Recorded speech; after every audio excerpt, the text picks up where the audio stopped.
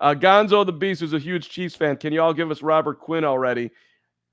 I listen when I do Stacking the Box with Matt Verderam. You know this, Gonzo. I am ready to make that deal for the Bears and the Chiefs. Y'all need a pass rusher. The Bears need draft picks.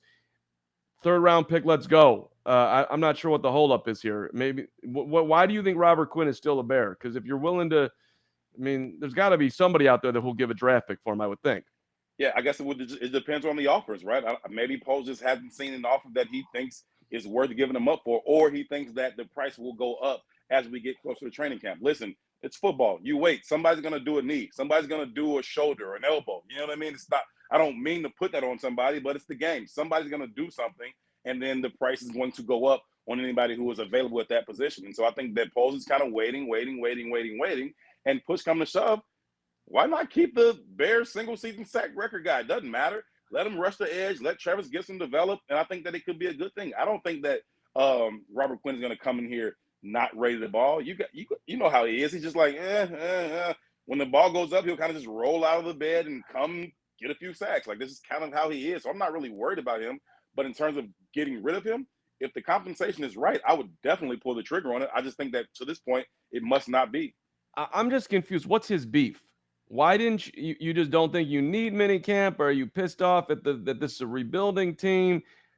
The Bears paid you $30 million guaranteed. You didn't even show up in year one. You had 2 sacks. Granted, you were phenomenal last year, and you are a vet, but like, I just don't get the beef.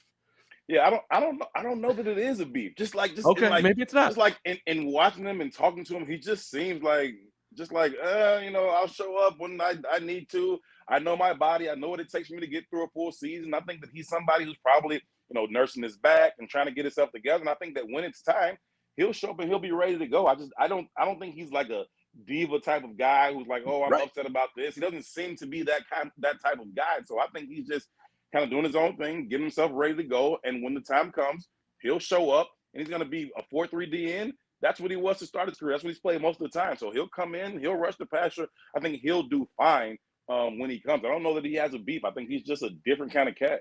I mean, you got to be a different cat if you don't have beef, to willingly get, I don't care how much money you've made. It cost him $14,000 a day to not show up.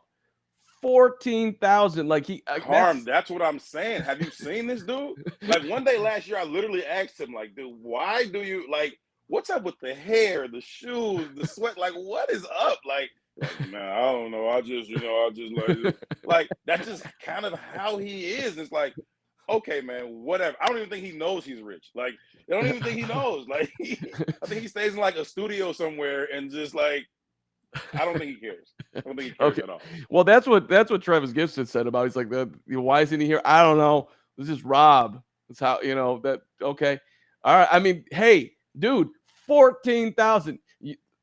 You could show up and donate to that some sweet charity, by the way. Just walk in the building and go take a nap. They probably won't even make you get out on the field. But all right, hey, listen, live your life. I don't want to judge. I do want to judge, but it's not end of the world stuff that you didn't show up.